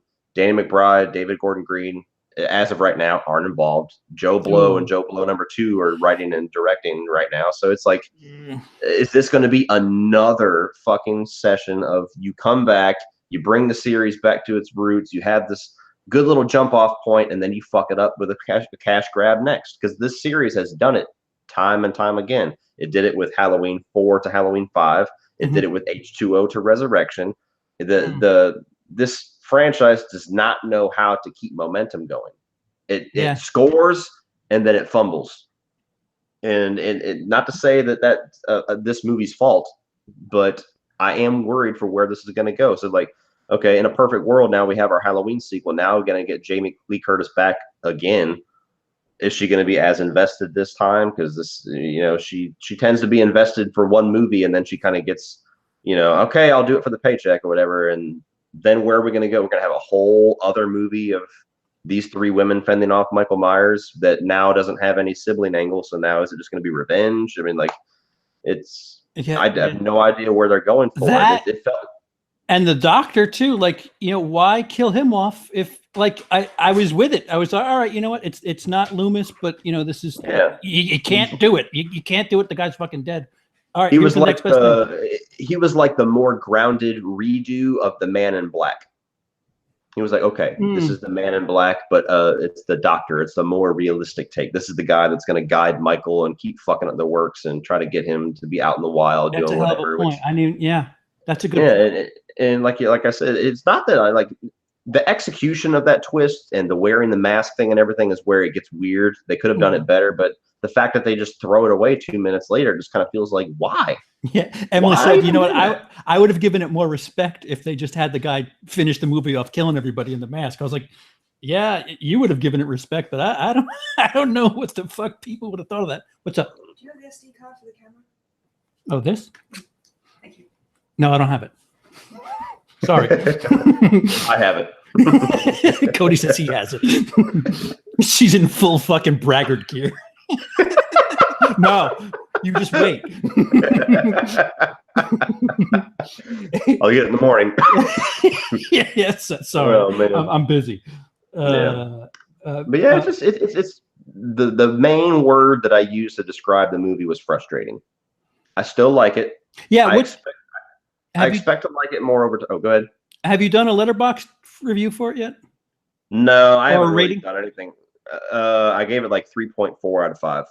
Okay. Yeah, I gave it 4. That. Yeah, I mean and you had a few less grievances than me, but you agreed with a lot of where I was coming from. So it's just also keep in mind that 6, 7, 8 Rob Zombie 1 and 2 are rather fresh in my memory. So it's just like, oh my God, this is a cakewalk. What the fuck? Yeah. This is fucking cinema right here. Fair point. So that might have swayed me a little bit. I mean, of the 3, I mean, spoiler alert, or a teaser, I guess, for the thing we're doing on Halloween. Halloween is my least favorite of the 3. Like there's some stuff where I'm really wincing at. This overall experience, I was quite content and enjoyed myself. It was like we talked about before, well made. It was done well. Just, I mean, fuck, name a movie that isn't the first Halloween or Nightmare on Elm Street that doesn't have a thing where you're just like, really? Yeah. But why that? I mean, it's just par for the course when you're talking about slashers. So I was, again, the fucking Loomis thing throws you for a loop. But thankfully, I don't even know how to put it. The fact that they kill him off right away was just like, okay, you did that, but all right, well, thank God we got over that quickly. It was just that, and like you said, the ending is a little bit of a, but you just know that they're coming back with something else. So, all right, I'm cautiously disappointed, but it could have been way worse. Oh, for sure. Yeah. And like that's what it's not a bad movie. Like I don't even think it's hard. It's ridiculous that I have to justify this, but I still like the movie. I gave it a positive review. I recommend that you see it. It's just to me, it's very hard to accept a lot of the negatives when they get the positives so right. You know what I mean? When they finally nail some of the things that they haven't nailed since 1978. And then you get these little rookie mistakes like weird fucking dialogue scenes and this weird ass twist with Loomis and an ending that kind of fizzles and plot threads that go nowhere with love triangles at a high school dance and, weird extended jokes that don't go anywhere. And just it's sprinkled throughout the movie So it's not like there's, it's not like you can section it off like the Rob Zombie's Halloween, where you're like, the first act is horrible, the second act gets better, the third act is pretty much good from there. Like it's not like that. It's like, well, you got 5 minutes of good shit, then you got like 2 minutes of weird shit, then you got like 30 minutes of good shit, and there's like 5 minutes of weird shit, and it's just sprinkled throughout to where the whole movie, after the initial setup, I was like, okay, they're nailing it all the way through to the gas station kills. I'm like, okay, here we go. The whole scene of him putting on the mask was like goosebumps. It was like, oh, here we go. And then the whole extended sequence of him walking through Haddonfield and just killing random people. I'm like, oh, this is Michael. This is badass. And then from there, it just kind of, that's when a lot of the issues, I was kind of like, why? Go back to Jamie Lee Curtis, please. And then it just kind of small little things. And then that ending just kind of chopped it all off at the end. Now that you bring up when he goes back to Haddonfield, there's also something in the second trailer that isn't in this movie. When the sheriff is looking for Myers, there's a shot where he's against the wall and Myers comes out of a room behind him. That's not in this movie at all. Okay, did you hear that stomping? I did. All right. Shut the fuck up! I'm trying to shoot it right now. Don't spoil it. Yeah. I forgot what I was saying. Yeah, there's quite a few shots. There's even alternate shots that we see in the movie, but it's from a different angle in the trailers. Like whenever she's telling him, because I wanted to kill him, or when she walks up and shoots the dummy, that whole long walk isn't in the middle. There's a lot of shots that they've switched up and changed quite a bit. Yeah, that whole stretch in Haddonfield, like from when he switches the hammer for the knife, right up until, I guess, when Jamie Lee shoots the window / mirror, that was an awesome stretch. It's like you say, there's like good stretches, and then just like, wait, what? What the whole prom thing was just unnecessary. Yeah, and that's the thing that bugs me, is there's a lot of stuff. It's not like it could have been better. It's just it shouldn't be there. You know what I mean? And it feels like amateur script writing. That's what makes me think that maybe Danny McBride isn't quite as sharp on the fucking script writing as I hoped he was. And I don't know if he's written a lot of shit before. I don't know if he's written for his show. I have no idea. But whoever did predominantly a lot of the writing, it feels like you had one guy that was writing kind of the Michael Myers shit and was writing how they're going to get him back and really was clued into 1978. And then you had another one of the three writers that was trying to insert new age humor, or, let's insert this high school thing. We got to get the weird friend who might be gay, but it feels like a couple of cooks in the kitchen that weren't making the same meal. Yeah, it's fine. Not we, but I feel like there's the good are good enough to. Again, if that Loomis thing carried, I don't know. I don't like. What's the point in the end if it's just going to be a thing where like it seems like there's just like happy, like, all right, we need this to happen. Like we need the granddaughter to not have a cell phone anymore. So let's have her get in a fight where the boyfriend throws the fucking thing in some mayo chup. We need the sheriff to die. So let's have the doctor kill him. The more I think about it, there's like a lot of convenient things that happen that, maybe feel maybe not rushed, but like, just not thought, not fully cooked. Right. Like the script probably could have used a couple more passes. Yeah. You know what I mean? Right. Yeah. And you're right. It's, if I'm being honest, the two big things that kind of throw the whole tone off by the end of the movie is if they had followed through with the doctor twist, or at least did something interesting with it besides throw it away. And if they had stuck the landing on the ending, I think I would have walked away. I still walked away mostly positive, but I would have walked away with a couple of gripes that would have been, paled in comparison to all the things they did right. But those two gigantic errors, at least for me, in the third act, when the first two acts were, a little spotty, kind of just threw my whole tone off, where I was just like, oh, fuck. Cody, of the major three, what's the most competent slasher in the 21st century? Oh shit. Of the major three, I mean, so we're just Since 2000. So Resurrection, the zombies, yeah. Jason X, Freddy vs. Jason. You're not gonna like my answer. Oh no! For the Friday remake. No, really? Okay. I mean, it's definitely not Freddy, and I'm the Freddy guy. Mhm. Freddy loses after 2000. He's losing. Like I love Freddy versus Jason, but Freddy lost.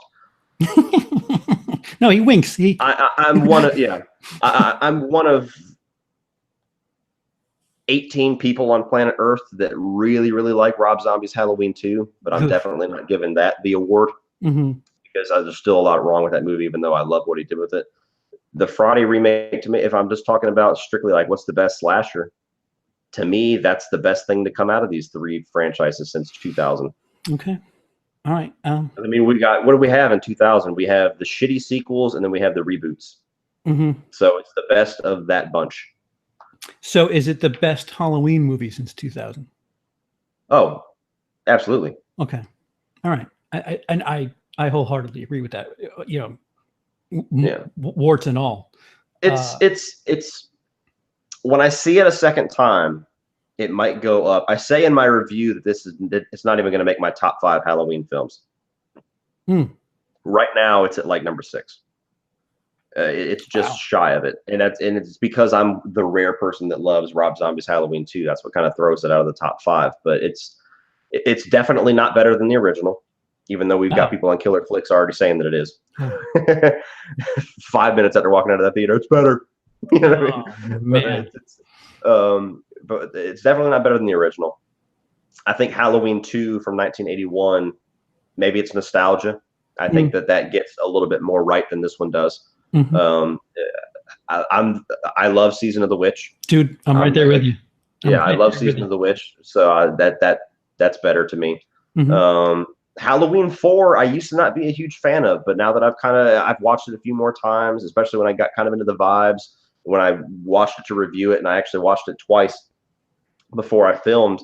When I get past that horrible fucking mask, Halloween 4 has got a lot to like. It kind of goes through the motions, but there's some really cool kills. That's one of the only movies where like Michael's actually like executing a plan. Like he kills the power to the whole fucking town. He kills the police force. Like it's cool. There's some cool shit in there. You get the Jamie Lloyd angle. Like I've become a fan of Halloween 4, and I've always been a fan of H2O. So to me, those films that I just named right there are automatically better than that. Okay. And it's H2O is something we didn't even talk about. Like, are you a fan of H2O?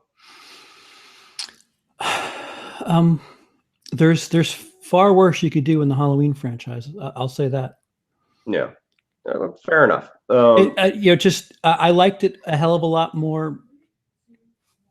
15 years ago, rewatching it recently, I'm like, oh, this is very strong, watered down Scream feeling. Like, I never quite got the Scream vibes.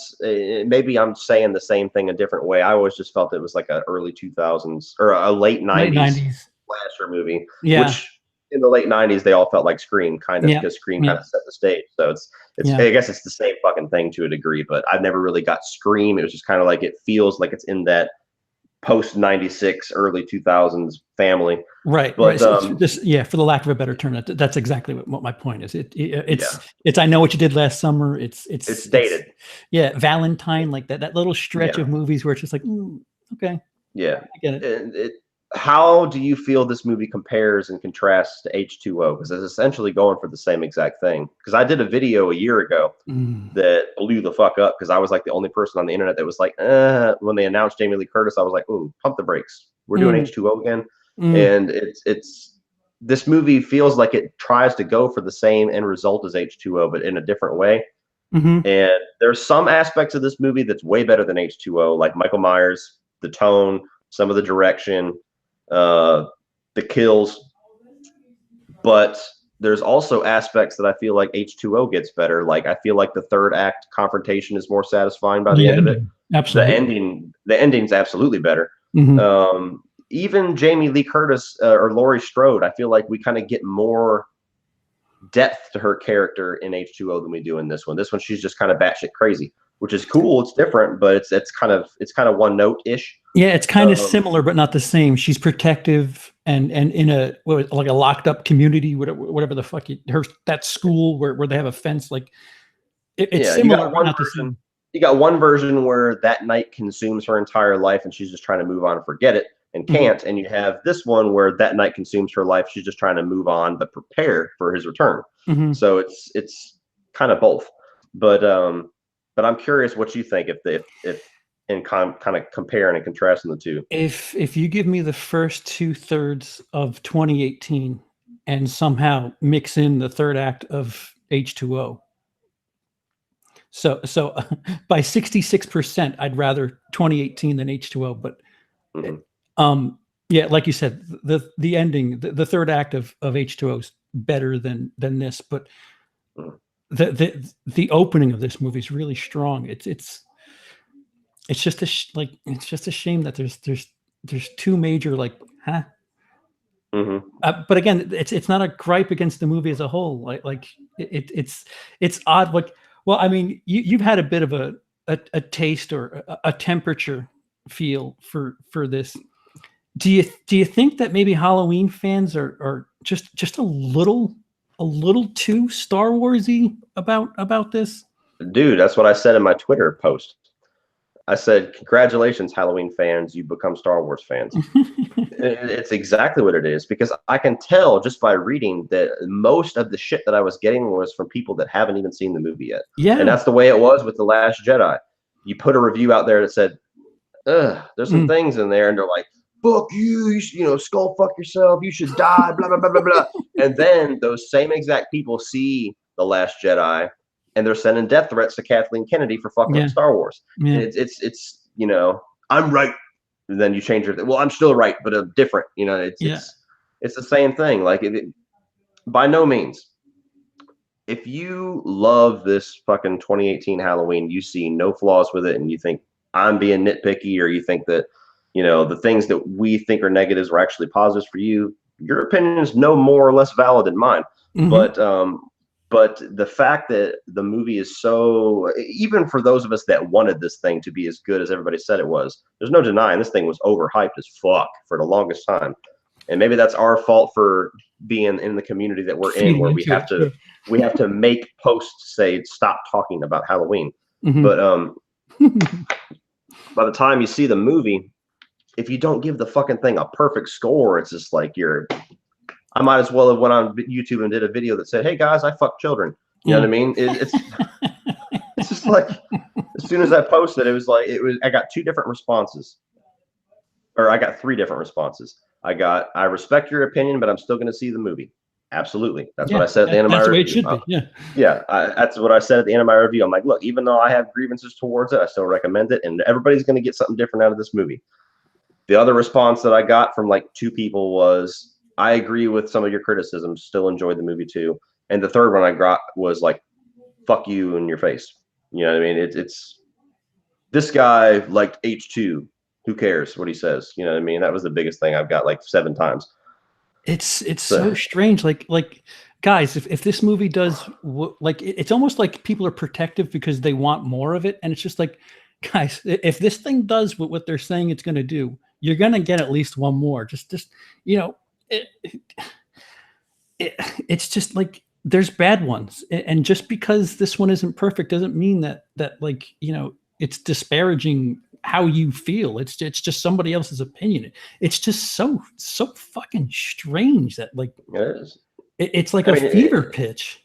It is. And there's a side, and there's even some things that I brought up, small tiny negatives with the 1978, just how it's kind of aged in a few spots. But if you say that the 1978 Halloween is perfect, aside from the original, there's no movie in this fucking franchise that's perfect. There's no movie in any of our 3 franchises that's perfect. None of them. But because this one's brand new, you're a fucking asshole because you said what you spoke your mind. You know what I mean? But if I say it's the same exact thing, if I give an honest opinion about a movie that's 20 years old, it's cool. You know, Yeah, it's just like I'm trying to figure out like what do you have to benefit in defending something that you haven't seen and getting all like what does that mean? Like so what? Like yeah. so Stuckman shit on it. Who the fuck cares? Oh, so That was Chris the other thing that Stuckman. was funny. I agree with a lot of what he said too, because I watched his review after I posted mine just to see, because he's had some cringeworthy opinions Yeah, as far as horror. horror goes.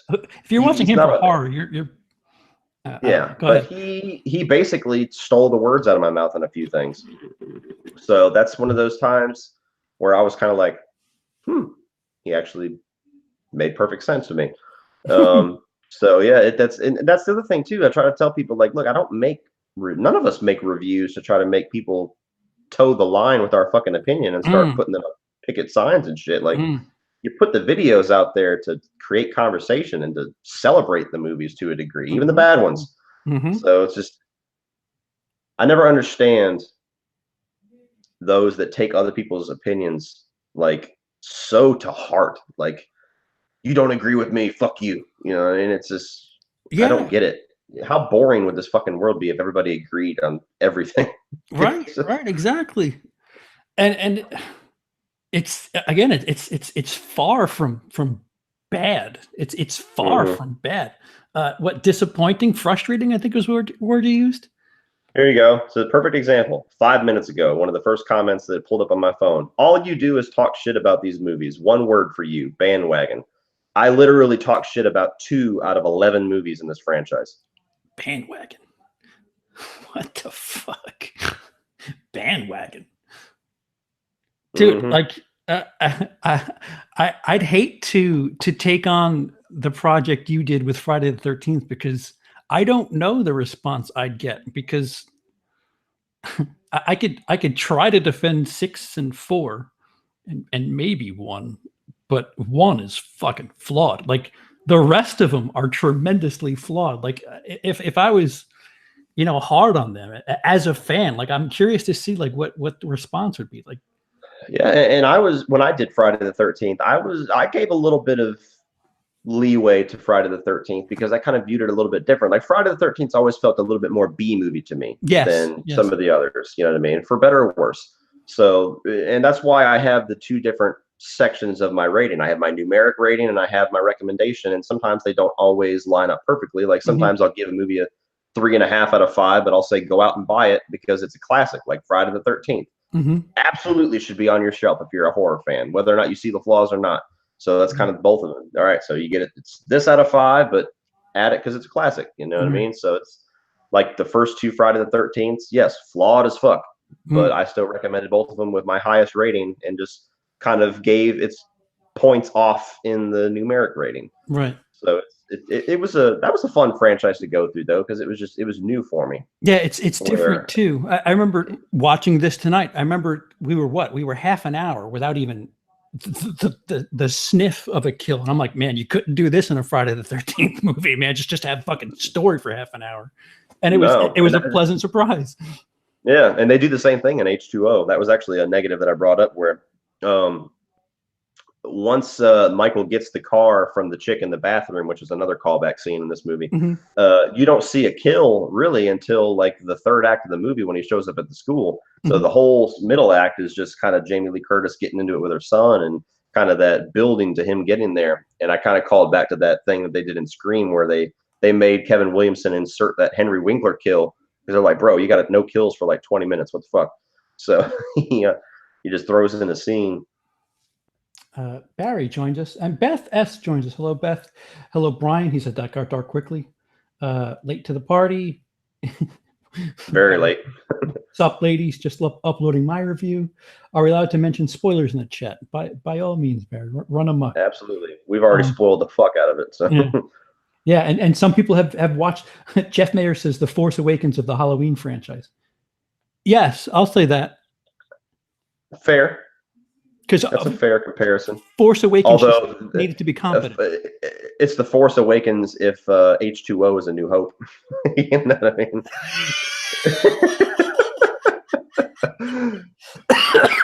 That's pretty good. I guess yeah, but yeah, that's fair. Yeah. It just needed to be competent. It didn't need to be Halloween. That's scary though, because that means the next movie is really gonna fuck people up. It better not be Resurrection. Yeah. Barry says, "What the fuck was Dr. Loomis 2.0 all about?" Yeah, we've discussed that at length. Yeah. That's the one thing that we agree 1000% on is what the fuck was that shit. So Yeah. I have no answer for you. Yeah. That's one of those things. Like I can try to justify certain things, but that's just weird as fuck.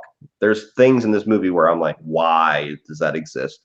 I can't imagine love, hate, or indifferent anybody being asked about this movie and not with like laser vision going, well, that thing with Loomis was a little weird. Like Yeah. that has to be the standout. Like I said, if you love the movie, you still have to be like, well, interesting choice there. Took me for a loop for 2.5 minutes. Yeah. How did you like? I really liked the callback where they actually added that little tape of Loomis basically telling them to lethal inject his ass. Yeah. That was really cool, and it sounded perfect. Mm-hmm. I don't like. I was trying to put my finger on whether or not that was ever said in the movies, but I'm assuming it was just a dude doing his voice. Yeah. Yeah, it was. Yeah, that was a really cool spot. That was kind of a bittersweet thing, like a little send off to Loomis or whatever. But yeah, could have done without the doctor. Yeah, no, like I said, for me, the first 2/3 are quite good. It's just a couple of decisions in the third act, which is like, all right, you're gonna do that. That's all right. That'll take a point off in my head, and then and then the ending's a little flat. And like I said, the relationship, the three-way relationship, to just have it be all three of them at the end, it's just like, what? Why? What? Yeah. And the man died. The man of the house died. So there's that. Hashtag time's up. Hashtag that guy. I think she actually said time's up to somebody too, and I was just like, ugh, really? Ugh. Oh man. I think Jamie Lee said time's up to Michael Myers or something. It was just like, okay. Awesome. I really liked the movie, but agreed with a lot of the things you said, Cody. One of the things I disagree with, the nods to the other movies, though. I felt some were a bit forced. Fair. There's possible that I missed a couple of them. Like it's hard to say exactly if some of these are direct nods. Like there's some that are obvious, like when she falls off the roof. That's obviously a nod. But like the bathroom scene, did they do that because they wanted a bathroom scene, or did they do that to make a little nod to H2O? Like, are we reading too much into it as fans? There's quite a few spots in this movie. Just like there's numerous things that you were asking about. Like, I wonder if that was a callback to 5. Like, there's enough similarity there, which I think goes back to one of the negatives I had with why retcon the entire franchise if you're just going to do all that shit again. You know what I mean? You're basically doing the same things that we did in all those movies that you're saying aren't worth being in this timeline. So it's a little odd, you know what I mean? It's just kind of like shit or get off the pot. Sure. Don't give us a Halloween 2 ending and a Halloween 5 kill and a Halloween 1 nod and a Halloween H2O bathroom scene. You know what I mean? It's just interesting. M75 whatever. Don't need multiple viewings. 2 out of 5 stars for me. I mean, that's fair. not the worst thing in the world. I mean, I can understand that. Yeah. The one thing I'd need somebody to sit me down and explain is if they said, yeah, 5 out of 5, perfect. I'd be like, all right, well, tell me why. Yeah. But other than that, I can see anything happening. Like I can't imagine somebody thinking it's the worst neither. Like the two wide ends of the spectrum. No. I'd be like, really? Yeah, it's got to be in the middle somewhere for everybody. It's going to be in that spectrum. Like I said, we're going to get the crowd that's easily impressionable by excitement. You know what I mean? Not to make it sound like, if you legitimately think it's better than the 1978 one, sure, I guess. Yeah. But to come out of a movie that's brand new, I even if I love it, I always hold myself back from jumping the fucking gun too quick. And you know what I mean? That's why I don't shoot my ranking the same fucking night I see the movie, because like let it sit for a little bit. You know what I mean? Like when I walked out of Logan, I wanted to be like, oh, this is in my top 3 favorite comic book films of all time. But You know what I mean? It's hard to say that whenever you got these movies that have been around for 30 years, 40 years, they've aged, you've changed you know what I mean? But yes, Yeah. it's somewhere. I see a lot of different people ranging from second best to like fifth, sixth best. You know what I mean? It's Yeah. going to depend on how much you appreciate new age filmmaking versus nostalgia. It's going to depend on how much those things, if they're little gripes or big gripes, the ending. You know what I mean? There's a lot of things in there that I think that you're going to get a huge, once this initial night is over, and all the people who have been on the edge of their seat for 2 years that are going to see it immediately at 7 p.m. as soon as they possibly can. Once this initial weekend is over and you start getting the people that kind of trickle in and see it out of interest, or, you know, people see it a couple of times, or they start letting it sit with them a little bit, I think we're going to start getting that H2O effect, where you're going to have people that love it. You're going to have people that really don't like it. You're going to have people in the middle on it. This was good. This wasn't. It's going to be interesting. Yeah, the one thing that stuck out to me, I mean, on Thursday night screenings for me, I've seen Marvel movies that have had like a buzzworthy, like there's an atmosphere about the crowd. And there's a round of applause at the end of Avengers. There's a round of applause at the end of Quiet Place. There was something else that I saw this summer that wasn't really like a huge thing, but like there was a round of applause for that. The thing I noticed at the end of this was the silence, and it wasn't like an oh fuck silence. It was just like a oh, so that's that. It was really strange because you could feel it. People were excited. I was nervous for a good 5 minutes because trailers, people just ripping through their fucking Twizzlers and shit. I'm just like, oh, this is going to be one of those experiences. But sure enough, once the Universal logo came up, all quiet. So they were into it. It's just I could be reading into it, but it was just strange that they were just so quiet at the end. Well, that ending is so fucking sudden. I think that's the only response you could have. Even if you're on board for the movie, that Halloween logo comes out of absolutely nowhere. And like there's movies out there where it ends way too suddenly, and this is one of them. Like you get to that scene, like you see Myers burn, you see them together embracing each other in the back of this truck, and I don't see anybody seeing that shot of them in the back of the truck thinking this is the final scene. Yeah. It feels like there's another 5 minutes to go, or they're going to get somewhere. There's going to be a tease. You're going to hear breathing. Myers is going to show up. It's going to show the mask laying down. It's something. There's got to be something else, but nope. Halloween. It just shows up, and then all of a sudden the music kicks in. And I was, if they had my response was, that's the fucking ending. Yeah. Yeah. Halloween 2 again. Halloween 2. Damn. We're about to do this too. This is very horror, CP. Listen, Cecil. I have no defense. I don't know what to tell you. What did he say? He said, "Damn, we're about to do this too. This is very horror, CP." Listen, you got to pay to see my crotch. I don't know what to tell you. The falling off the roof and Laurie in the darkness felt too forced for me. The bathroom stall scene had a very similar to the scene in H2O. The score was very similar to H2O. The bathroom scene. Yeah. See, I thought that her in the darkness behind Michael after Judy Greer shoots her. I thought that was says "Happy Halloween, Michael," and then kicks his ass down the stairs. Yeah, she comes into the light. I thought that was what was that H2O where he's looking at her through the, or is that Resurrection? Yeah. No, H2O is when he's looking at it through the little glass. Almost looks like a washing machine. Yeah. I thought it was a nod to 78 whenever you have the closet door, whenever she finds all the bodies, then all of a sudden his face just comes into view, but it's a lot faster. Yeah. It was just her kind of sticking her head, "Happy Halloween, bitch." Yeah. Interesting.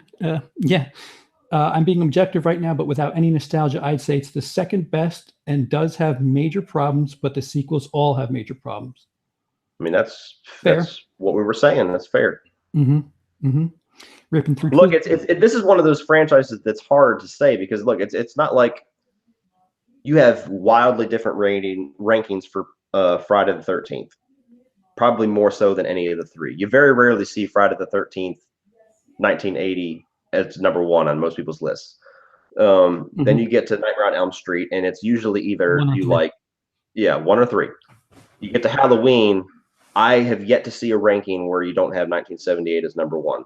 And then there, like, if you were going to rate it numerically, like it's 1978, and then a huge fucking drop off, and then like a fucking wavelength of sequels, and then you have like the two that everybody agrees is horrible. So it's saying that it's the second best is a compliment, kind of. You know what I mean? It could be the second best and still be mediocre. So Right. it's Right. I'm a fan of the franchise, don't get me wrong, and there's sequels that I do genuinely enjoy, but we'd already said it. Like, there's none of these fucking movies that are flawless. Yeah. So it's you could still say it. This is usually the best Human Centipede movie. Oh, they're saying a lot. Exactly. You know what I mean? This is the third best Saw easily.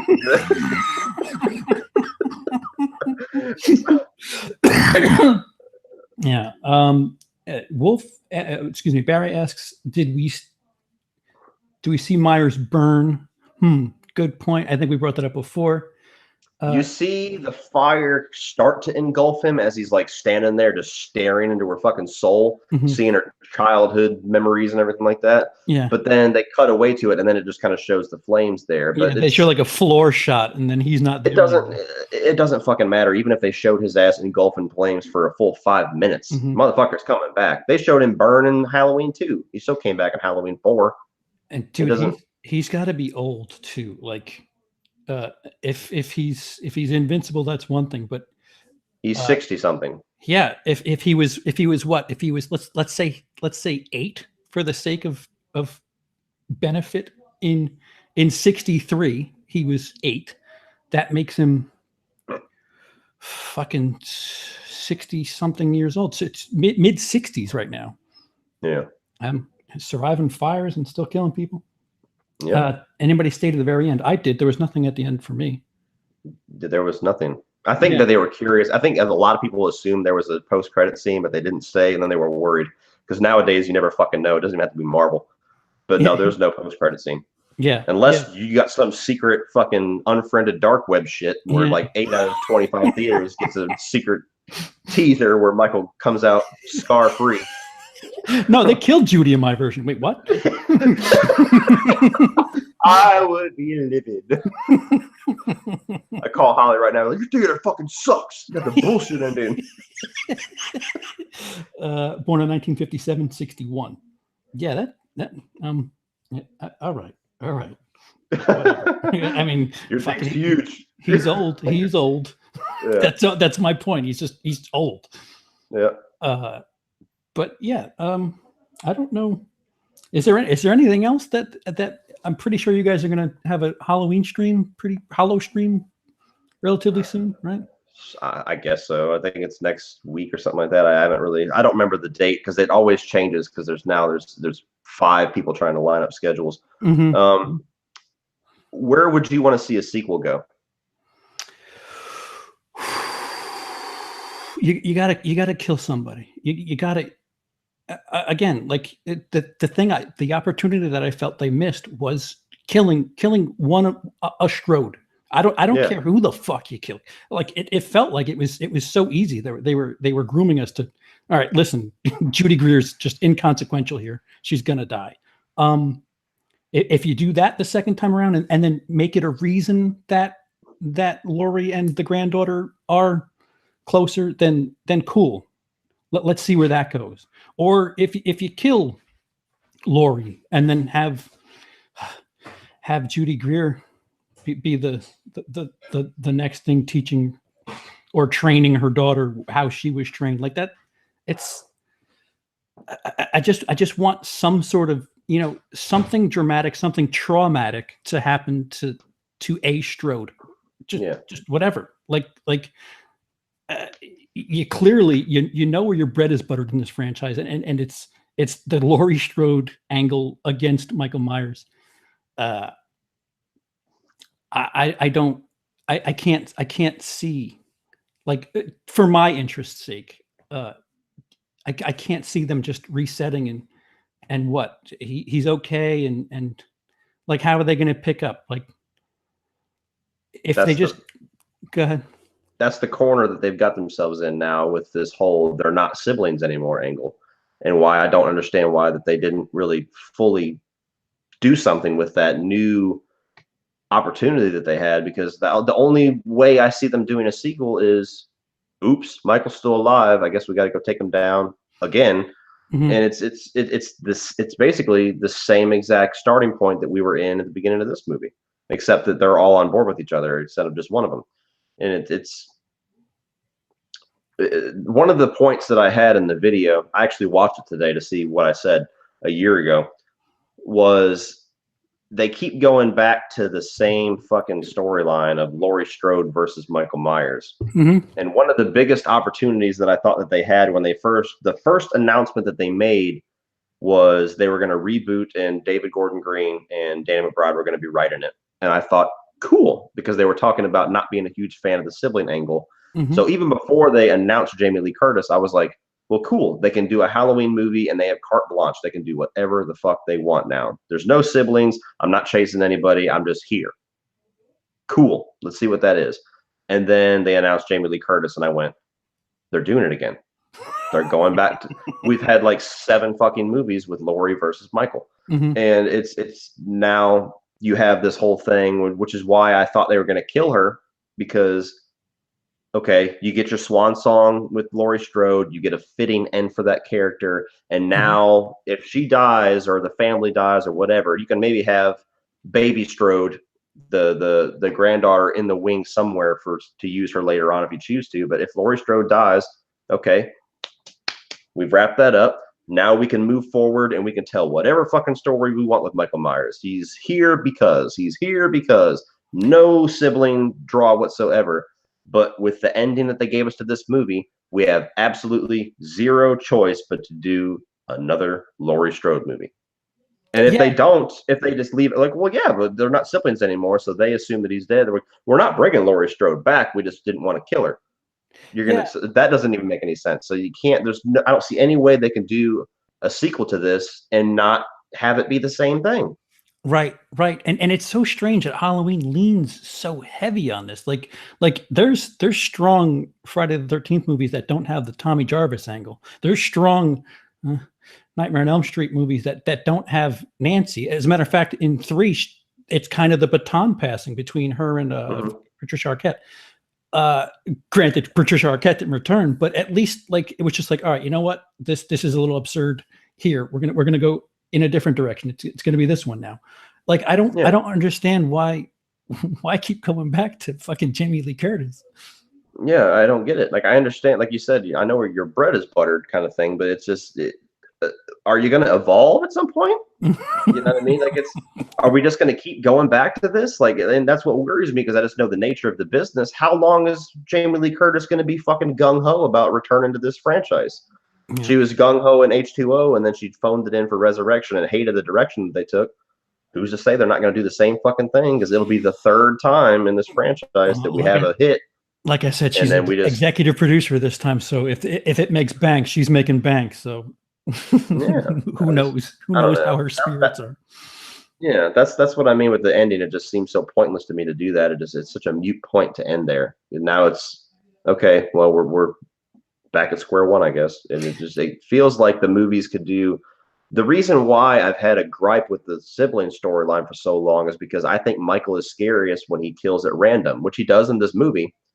But when you tether him to Jamie Lee Curtis, you might as well be fucking siblings. They're like, it doesn't make you're not changing your narrative at all by having them not be siblings if you're going to stick us to the same storyline.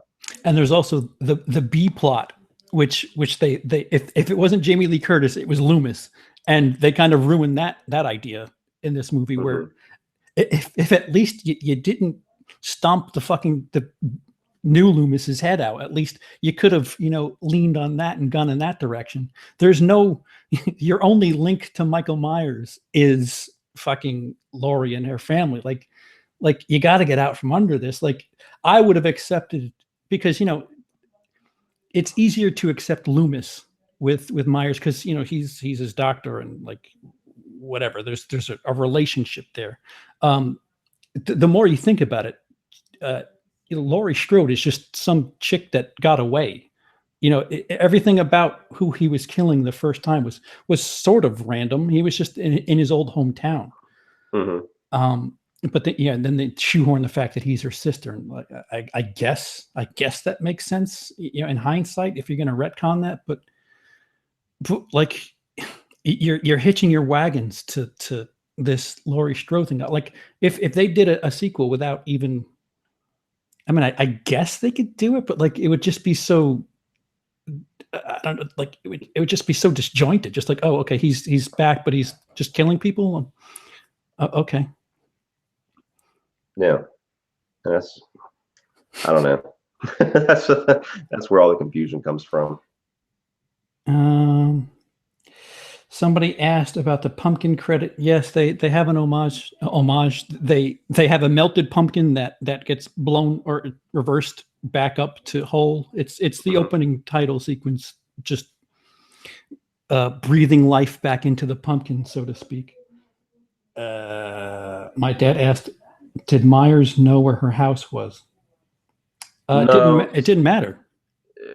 Well, no, what they try to do is that's the reason why they have the doctor, this little doctor twist where he wants to force this. Yeah, that he wants to force this confrontation. So he puts Myers in the back seat and drives to her house. And I don't remember how he knows where the house is. Maybe there's a detail in there. GPS. But yeah, he drives, which felt like it was very short between him throwing him in the car, taking the mask off, throwing him in the back seat, going down this dirt road. And then all of a sudden we're at the Strode house, and that's how they connect A to B. Right. Yeah. You're probably right, Wolfman. They're having a nice little discussion in the chat. Bastards. Yeah. Halloween 2020, the musical. Okay. That would be interesting. Yeah. So, do you have anything else to add before it's almost midnight? I don't know what your schedule is like, but wide open. Let's go join Cecil. Yeah, shit, let's do it. Let's see what they're talking about. But no, not really. I mean, we pretty much talked about it at length. I think we covered everything that I can remember. Yeah, yeah. So Cody will be joining Lee. We watched a movie and Dave McRae on Hollow Stream 3 sometime soon. So the Halloween source. You guys are probably going to want to check that out. And I would assume probably we're going to talk about it on the next Scream stream. It's probably going to be news for a while. Until the end of the year we'll be talking about it. But this time next month we'll have a fucking title and a story for the next one we'll have to talk about. Yeah. It's going to roll pretty quick. Dude, if Happy Death Day has a February release date and it came out this time last year, dude, if Halloween makes money, they're that's what I worry about. Fear for the rush. Mm-hmm. Yeah, I worry about the Blumhouse model because you can't argue with their success, but when they know how to beat a fucking franchise into the ground. Mm-hmm. They've done it with The Purge. They've done it with Paranormal Activity. They've done it with a couple things, and I don't want, as much as I playing the averages, I don't want a yearly Halloween movie. Oh yeah, like we've been preaching this for what feels like years now. Just be successful for the sake of everybody else. Like, just be successful. And I mean, a $10 million budget that's going to make a soft 50 million is the underestimate. Yeah. It's going to make its money back. It's interesting to see what this means for at the very least Nightmare on Elm Street. Friday the 13th is just paused because they got their own fucking bullshit going on. We've had what, 2 Nightmare on Elm Street movies in the 21st century, like Freddy vs. Jason and remake. The remake. Yeah, like it's time. Let's start approaching that idea and get used to the idea that Robert Englund probably can't do it. It's another thing that people just get so married to everything, whether it be fucking Halloween, Robert Englund, like, guys, people the get old, people die. Must go on. All right, man. Like, fuck? I've said this before, and look, I'm the biggest Freddy fan that you could find. Yes, Robert Englund is the shit, but let's be realistic here. Let's cut through the shit cake. Robert Englund has given us the best version of Freddy, but he's also given us the worst version of Freddy. Yeah. So there's plenty of room for somebody to fill in that middle ground. And call me crazy, somebody could possibly top what he did. Yeah. Look, yeah. You'll find out on the 31st. I love Nightmare on Elm Street, and I'm married to that more than I am Halloween and Friday the 13th. But that also makes me a hell of a lot harsher of a critic on them. So you might not see too many Nightmare on Elm Street films in the middle of that list. I'm really curious to see how our lists rank up. I mean, it's gonna. I typed out my first rough draft of it today after I did my Halloween ranking. I posted all the movies over, and I basically just wrote them in order and then rearranged them. And it's gonna be hard to settle because like I'll put two movies next to each other, and I'm like, fuck. I try to do this the desert island scenario. Like if I had to go to a desert island, I can only take one of these. Which one am I taking? And there's a lot of movies. There's like 7 movies there where the movies next to them, I'm like, fuck. I don't know. Yeah. So it's gonna be funny. I knew my bottom and top, and I was like, if 2018 fucks either of these ranking up, then I really have a problem. But my bottom 5 and my top 4 were. I was like, all right, there's no way this movie's gonna be that good, is there? And exactly. yeah. The same thing for me. I knew what my top 5 or 6 was going to be, and I knew what my bottom 5 or 6 were going to be. Yeah. Those were solid. Those are written in stone. I could record that shit right now. But I recorded in January for fuck's sake. It's those middle 20 where there's like you could shuffle the fucking cards almost on some of them. Yeah, this one because I don't know. It's Monday when I'm recording this. That's why. What's better, Freddy's Revenge or Friday the 13th: A New Beginning? Exactly. Yeah, there's a middle section there where I'm just like, fucking flip a coin. This one's better. That's why. Yeah, exactly. It's gonna be fun. They should have killed each other off. This whole Halloween do-over is a waste of time if they aren't going to continue to make sequels, and I haven't seen this film yet. Well, yeah. They didn't kill each other off. I guess that's a spoiler.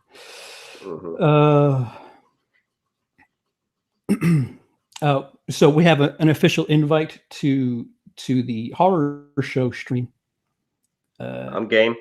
All right, so here it is, the official plug. The horror show.